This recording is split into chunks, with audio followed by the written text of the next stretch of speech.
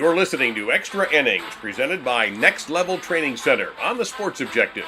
Join us every Sunday night on Facebook Live and our YouTube channel as we talk East Carolina baseball.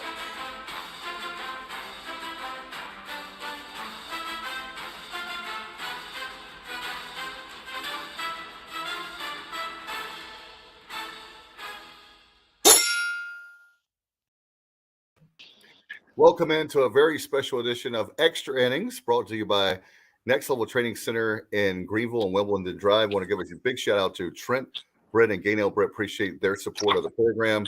Pirates victorious first game today, the Greenville Regional, 17-1, and that's 19 straight for those counting at home, and that's a 301st win for Cliff Godwin. Bubba Rosenbaum, what's up, dude? I actually just headed back to Wilson from Greenville, hung around, got a bite to eat, and then got back to the ballpark about the third inning of the Coastal Carolina-Virginia game. Pretty good ball game, but then Virginia pulled away there in the mid to late innings and took control of it. So obviously the Pirates are taking on the Cavaliers on Saturday evening. But as far as the East Carolina game, we did what we needed to do. We came out, took control of the game early. We didn't, let Coppin State hang around the way Norfolk State did a year ago. And I was very pleased with the performance.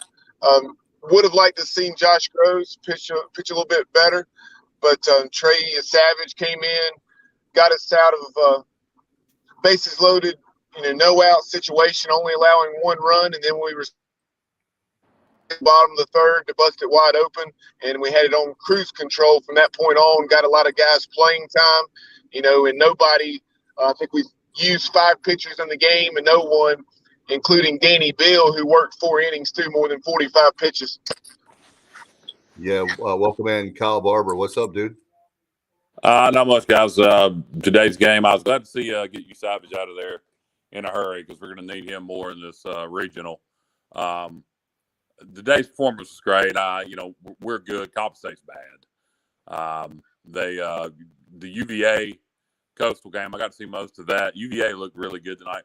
Coastal did help UVA some. I thought Coastal made some mistakes uncharacteristically in the field, but Virginia's really good. We're going to need to play really good baseball tomorrow night to beat Virginia, and we can definitely do it. And crowd needs to be loud. They're going to need our help, much like the Charlotte game last year and the Saturday night game of the regionals. But very pleased with today's performance, and it was what you hoped to see, and it's what we did see. And also impressed with Virginia tonight. Yeah, no doubt about it. In fact, you guys know, Kyle, I believe it was you that brought up the fact that Vegas odds had picked Virginia to win the Greenville Regional. So there's no surprise who won today. I think both games, and so that will be Coppin State and Coastal will do the elimination game right tomorrow. I don't know, Bubba, do you know the time on that game offhand? I've got my bracket here. I'll have to look at it. Our first pitch is 7 p.m. I believe that's like a noon game, but I'm not 100% sure. Yeah, I'll figure it out here in just a second. But great performance. I'll tell you what, if we had a PGX player of the game, I believe that's 1 o'clock, Dave. 1 o'clock? Okay, I believe so. We'll confirm that, but I believe it's 1. I've got the bracket right here. Let's see. You're right, Bubba. That is correct. Saturday at 1 o'clock. So we have the 7 o'clock game. And like we were just saying, so that'll be game 4 of the Greenville Regional. And so very excited, very smart on Cliff Godwin once again to have the early game and more rest. It was great. The pitching, like we were talking about, we didn't use that much pitching up, so that'll be great. And I think we had a question earlier, from Charles asking, who's the starter, guys? Do we know yet for tomorrow night against Virginia? A lot of people. I have not heard Coach Godwin say. I've only listened to part of the post-game press conference. Like I said, I was at the other game, and eating dinner with some friends, so have not had the chance to read or listen to a lot of the post-game stuff. But obviously, C.J. Mayhew That's my guess. would be a strong option, but at the same time, I don't know enough about Virginia and what's the best matchup out of all the options we have. So we shall see. But Virginia's throwing their Friday night guy against us, or at least the Friday night guy late in the year. They didn't throw him tonight against Coastal. He's a lefty, another lefty, so he will be challenging. Well, that's the thing. I mean, tomorrow, that game is obviously just so big. I mean, if you win that, then Virginia has to defeat. Odds are, Coastal Carolina once again, and then they'd have to beat the Pirates twice. Yeah. So, hopefully, it's going to be, whatever we need to do, whatever pitchers we need to move. Use and whatever moves we need to make in order to win that game, be 2-0 and be in the driver's seat. But as far as today's game, we'd heard a lot about the two-way star for Coppin State, one of the top two-way players in the country, up for the John Olerud Award, and that's Jordan Hamburg. And the lefty really struggled with his command today. He needed right at 80 pitches, 79 to be exact, to record just 6 outs as he worked into the third inning, but did not record an out in the third. And his final line was, he did record 1 out, but in 2 and the third innings, he surrendered only 4 hits, but gave up 9 runs, and all of those runs were earned because of the 7 walks. Yeah, he had a little bit of control issues today. Also, I'll say this. That umpire was he didn't do that pitcher any favors, but you know what, we're probably owed that after that Vanderbilt regional. It wouldn't have mattered much anyway, but he definitely called things, and he didn't give him anything. But when you're a quote unquote junk baller, and you throw a bunch of breaking balls, sliders, etc., and you can't locate, you're in a lot of trouble. Particularly with guys who are patient at the plate. Exactly. Zach Agnos, Lane Hoover, etc. They were patient earlier. We loaded the bases, and then JJC came through with that big 2-run single to center, and then Josh Moylan followed with a sac fly, and Pirates were able to plate 3 runs in the first inning with just 1 hit. Greg Olson could not get Jacob Jenkins Coward's name right. He kept calling him Coward Jenkins. Coward Jenkins all day. Jacob Coward Jenkins. Yep. Just say JJC. JCJ. Yeah, and I tell you what, what about Bryson Worrell? I mean, you think about having 2 home runs in the same game, and that's a big deal. How about 2 home runs in the same inning, and one's from the right side of the plate and one's for the left side of the plate? Just really great stuff there. Right-handed, left-handed, it didn't matter today. He got 2 home runs in the same inning, and really happy for him, for a great senior year for him. Yeah, he just continues to get better. 16 home runs now. I think something like 54 or 55 runs batted in. So Bryson Worrell is just doing tremendous. The one he hit right-handed, it was a no-doubter. And then the one he hit left-handed into the right field jungle was an absolute moonshot, a towering home run. He also had a couple of walks. I think he finished with 4 RBI. And then you had, I mentioned JJC, but then in addition to Bryson Worrell, you had 3 other Pirates, 2 of which collected a pair of hits late in the game. Ryder Giles came in, just missed a home run. It looked like he was going to wrap it around the left field foul pole. Went just foul, but then he fouled off at least 2 or 3 2-strike pitches, and then had a hard hit single to center, and then followed that up with another hit later on. And then Joey Rezick. Joey Rezick had 2 hits in 2 at-bats, and then had 3 RBIs and smoked one to the left center gap for a double. So it's nice to see those guys that haven't got many at-bats recently, or really all season in Rezick's case, produce like that and have an opportunity. And then AMAC produced his 10th home run of the year and a 2-hit game for AMAC. Yeah, we should be fresh tomorrow with all the guys that got to play today, and no stress really put upon them. Update from Hattiesburg, guys. Kennesaw State went into the eighth here, up 11-4. It is now 11-9. Still no outs. LSU has the bases loaded. They are blowing it. How about Craig just put VCU just took down Georgia 8-1? How about that for VCU? So good stuff there. That was a team, obviously, as you guys will recall, that the Pirates took 2 out of 3 from, and had a chance to sweep, but the Rams won on Sunday. 18 conference champions for the Rams, and so good for them. Hopefully they can beat Carolina.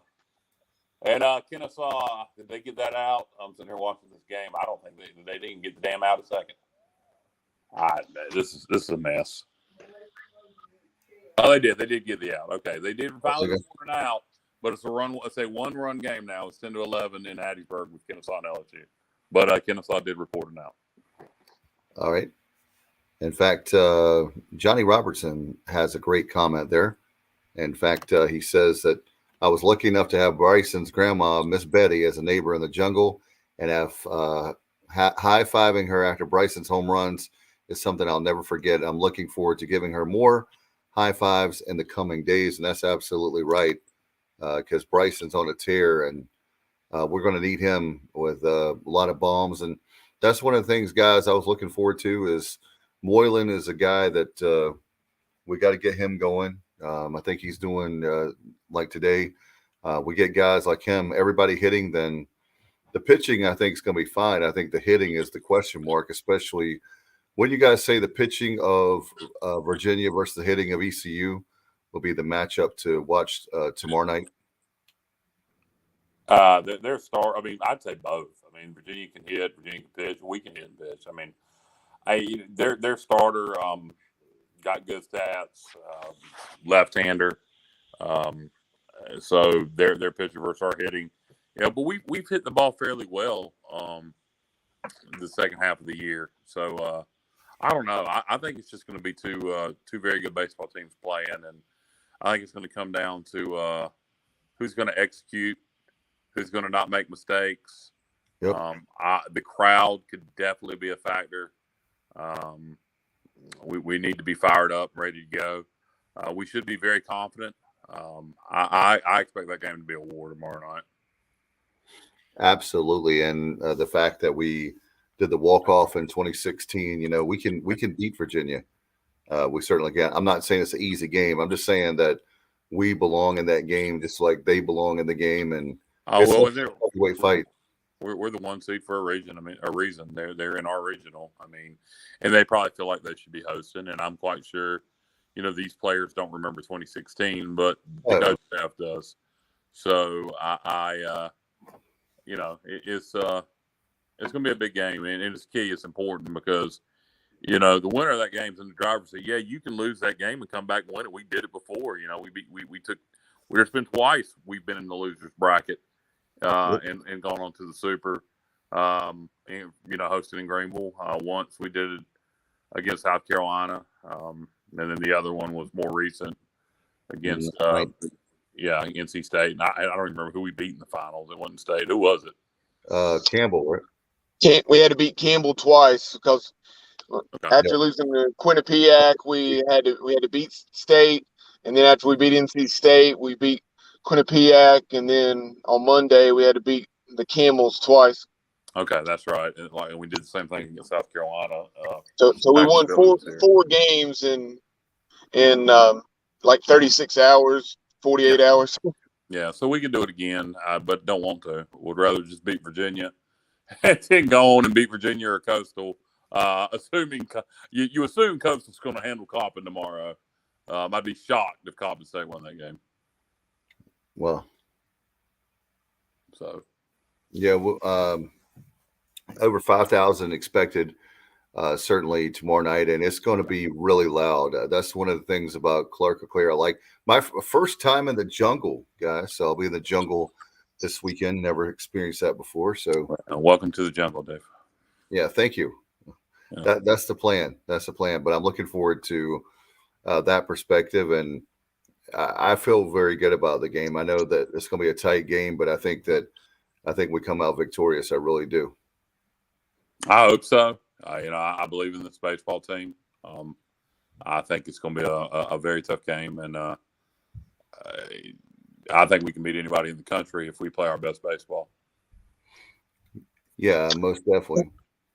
Something else to take in. LSU just tied the ball game with Kennesaw. This is unbelievable. I mean, I've never seen. Oh well, it's hard to say I've never seen, but this is an absolute, just complete collapse by Kennesaw State in the 8th. Something else to take into consideration, guys, is these two coaching staffs, Virginia and East Carolina, are very close. These programs have played the last 2 or 3 years in the fall. So even though we haven't met in the spring, there is a decent amount of familiarity there. So that's something to take into consideration. That's interesting. Yeah, you probably figure when you're playing each other in the fall, Bubba, you may even share more notes with each other than you do in the regular season. So you're probably right. We probably know each other's personnel very well, tendencies, et cetera, et cetera. So yeah, that's a good point. That again goes to the theory that it'll be a very close baseball game tomorrow night. And LSU, by the way, has the lead now, 12-11. There you go. Kennesaw State, baby. Blowing it. Just blowing it. This is very disappointing. Kyle, is that in the 7th? I believe we're in the 8th. Bubba, hold on. I'll tell you when the graphic comes back up on the screen. And don't forget, fans, to put in your comments, questions, concerns. If you're on Facebook or YouTube, you can do that in the comments section. So love to get your take on things. Yeah, we're in the bottom of the 8th, and the bases are still loaded for LSU with 1 out. And they have a 1-run lead now. All right. Bubba, overall, what do you think about? Bubba's cutting out on us there, Dave. Sure. Bubba, you're cutting out. Give it a minute. But the crowd today, not a sellout with a 1 o'clock first pitch, but you didn't expect that. But it's definitely worth the trade-off, not having the sellout crowd to avoid any bad weather, or if there were bad weather, have plenty of time to get your game in, give the guys a lot of extra rest. And, the guys got to sit back, relax tonight, and watch that Virginia game and game plan for tomorrow. So great plan. And a couple other teams did it too. We weren't the only host team to do that. The majority are playing tonight, but there were a couple others that did the 12 o'clock or 1 o'clock first pitches. The Southern Miss Golden Eagles, for example. And there were a few others. It's smart strategy. No doubt. I mean, it's a no-brainer. And now the Pirates have, like you said, I mean, they have over basically, what is that? They have a little over 24-hour rest, 24 hours of rest to do that. So good luck to the Pirates tomorrow night. I'm very excited about it. And certainly, the great thing about it, I think there's some people, surprisingly, that didn't know that. Well, I was talking today that didn't know that we would, if we win this weekend, we can host a super regional. So we knocked down that door, and let's take advantage of it, Yeah. Double play. Kennesaw finally gets out of the inning, but they're down by 3 runs now. It's 14-11 LSU. Bubba, you were going to make a point before your audio started cutting out. Yeah, I was going to bring up some other scores. Brandon on YouTube chimed in. He was talking about Wake Forest and Georgia Tech. I'm just saying, Wake Forest had lost to UConn up in the College Park Regional. And, we're well aware of the Huskies and what they're capable of. Jim Penders does an excellent job. And then Georgia Tech, the Yellow Jackets got throttled by Campbell over in the Knoxville Regional, 15-8 Campbell. And the Camels had a NCAA tournament record, for their program, 18 hits. Wouldn't it be something if Campbell knocked off Tennessee? Oh my God. I don't see it happening, but that'd be something. I wouldn't bet on it, but at the same time, Campbell's certainly capable, and I would love to be at that game because there's going to be a lot of a lot of swag, a lot of talking back and forth between those two programs. Yeah, Campbell likes to talk a lot of trash, and Tennessee does too. So No doubt about it. There. And Justin Hare, Bubba, Kyle. I know you mentioned the fact that if they go a deep run, especially if they knock off Tennessee, a lot of people are going to be calling his name for. Yeah, I agree. And they've had good performances in the regionals in the past, so I don't think anybody really expects them to win that Knoxville regional. But I tell you what, if I'm old Clemson, and I know Cliff's their top target, and hopefully Cliff's gonna stick around. If I was Clemson, I'd have Justin Hare on my short list. He's a very good coach, and he was one of the ones pioneer of we've seen it where he built the program as fast as he could with a lot of transfers. I know Bubba and I were talking to him, gosh, probably all the way back to 2019. We've had him on the show, and I believe that's right, Bubba. And he talked about that very fact. So the transfer portal, he was ahead of the game on that, and a lot of the JUCO route, but certainly paid off. And do you remember that, Bubba? 2019, he was talking about that very thing. Certainly do remember that conversation with Justin Hare. Somebody else that as far as using a lot of transfers, and that is Robert Woodard at Charlotte. I've seen his name mentioned, and two names that I put on our social media that I think would be very good candidates and may very well be near the top of Clemson's list are Eric Bakich, who obviously we're so familiar with. He's done an excellent job at Michigan. Prior to that, did a solid job at Maryland. He has Clemson ties, was on Jack Leggett's staff, and obviously has strong Tim Corbin ties from that time spent with Corbin and Leggett at Clemson. So you keep a name or keep that name rather in your minds as far as that Clemson job, and then also Link Jarrett from Notre Dame, who was obviously East Carolina hitting coach and former UNCG coach before moving on to Notre Dame. Yeah, that would be moving within the same league, but I think there's bigger upside, obviously, at Clemson in baseball than Notre Dame. But, no question about it. So Brandon Forbush says, what if it all came down to ECU and Tennessee and Omaha? That'd be great, Brandon. I mean, what if? That'd be fantastic. I mean, that's what we want. Yeah. I mean, good Lord, that'd be. I'll sign me up now. We can, yeah. As a matter of fact, for us to knock down that door of Omaha would be fantastic. And once you're there, anything is possible. So, Tennessee's got to worry about getting out of the Knoxville Regional right now, and we have to worry about getting out of the Greenville Regional before we can even think about that. So, guys, who won the Louisiana Tech Dallas Baptist game, or is it still going on? Do we know? I'll get a score for that.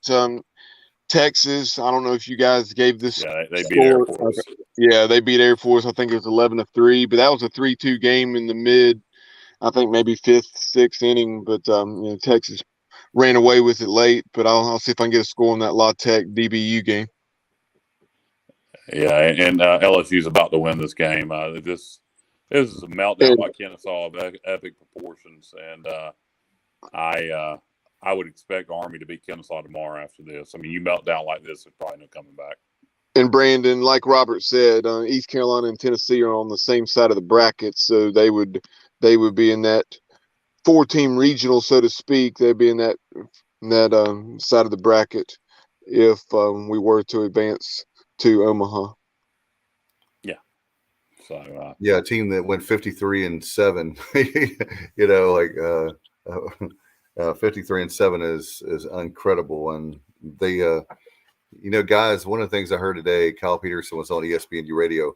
How about the fact that they even have a guy, I think it's 7 guys that had multiple home runs. They have a guy on the bench that has multiple, home runs, a lot of home runs. So great stuff there for Tennessee, and their pitching staff is incredible. Texas who we may be facing in the Super Regionals. Let's hope. Has a guy there, the Hispanic Titanic or something like that has 29 home runs this year. Wow, that's a lot. So, guys, go ahead, Bubba. Sorry. Like, No, I was checking that score. It's La Tech 7, DBU 4 in the bottom of the 6th. and that's that's one we need to keep an eye on because Okay, so now Mark Calloway, apparently that's an old score. I did not click on the game tracker. He said now it's La Tech 12, Dallas Baptist 5. Okay, so looking like Louisiana Tech, Texas tomorrow in the winners bracket, and they were hot. They won the Conference USA tournament. They've been playing good baseball, so they're probably going to give Texas all they want tomorrow night in Austin. And that'd be great. We win our regional. La Tech pulls off the upset, and we get the Bulldogs in Greenville. That's fine too. I don't care who we play as long as we're in Greenville. Yeah, and no one's super. Exactly. An interesting note to that. Conference USA going through a lot of fluctuation. Dallas Baptist is going to leave the Missouri Valley. Baseball is their only Division I sport. They're going to leave the Missouri Valley and join Conference USA in baseball. So them and Louisiana Tech will be conference rivals in the near future. Wow, I have not heard that. Is that like breaking today? No, that was announced a couple months ago. Okay, I missed that one. Yeah. For sure. Greg, so they had a inside the park stand-up grand slam earlier that La Tech did. An inside the park grand slam. Holy crap! That sounds like All right.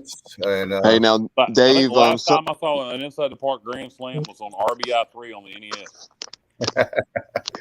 Dave, something we mentioned with Bryson Worrell is how he hit a home run or 2 home runs from opposite sides of the plate in the same inning. Auburn had a batter do the same today against Southeastern Louisiana in the first inning when they put up at least 10 runs. Wow. And LSU finishes to come back, and they beat Kennesaw State, unfortunately. Yeah, well, that happens. But anyway, we're looking forward to it. In fact, I want to mention that if you have not had a chance, we have a lot of programming regarding the Greenville Regional, so you can go back and listen to that. And, of course, we'll be giving you more extra innings all weekend long, and hopefully we can be talking about a victorious ECU against Virginia. Again, that's tomorrow night at 7. And the first game will be at 1 o'clock, the elimination game. And, of course, that's against Coastal Carolina and Coppin State. And we'll have all those results for you, hopefully tomorrow night or certainly early on Sunday for sure. All right, Kyle, do you have anything before we go? No, just look forward to tomorrow night. Hopefully we can take care of business and stay in that winners bracket. And it'll be interesting to see if Coppin can be competitive with Coastal tomorrow at all, or if they're going to get blown out again. Just good luck to the Pirates. Stay focused and keep this winning streak going. All right, Bubba, any final thoughts? Going to be a lot of fun tomorrow night at the Jungle, and Clark LeClaire is going to be packed. They announced it was sold out, so it's a matter of trying to get tickets on the secondary market. And today we had 5,085 there, so it'll be interesting to see what it's announced tomorrow, if it's more like 5,200 or something like that. But I think the all-time record crowd was for North Carolina back when they were number 1. We played them in a midweek game back when Kevin Brandt shut the Tar Heels out. I want to say it was 2012, something like that, 3-0, and we had like right at 5,600. But going to be an awesome atmosphere tomorrow. One final question, guys, before we go, that y'all can help me. We had a question earlier. Will the games be on more than just ESPN Plus? We had a question about. I think Brandon. No, I think our entire regional is ESPN Plus only. Okay. And, of course, our good friends, Scott Rogers, play-by-play, in 94.3, the game locally. You can listen to the game as well.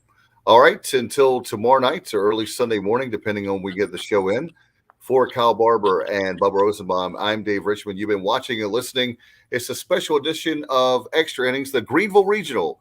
And of course, our great friends is presented by our friends at Next Level Training Center.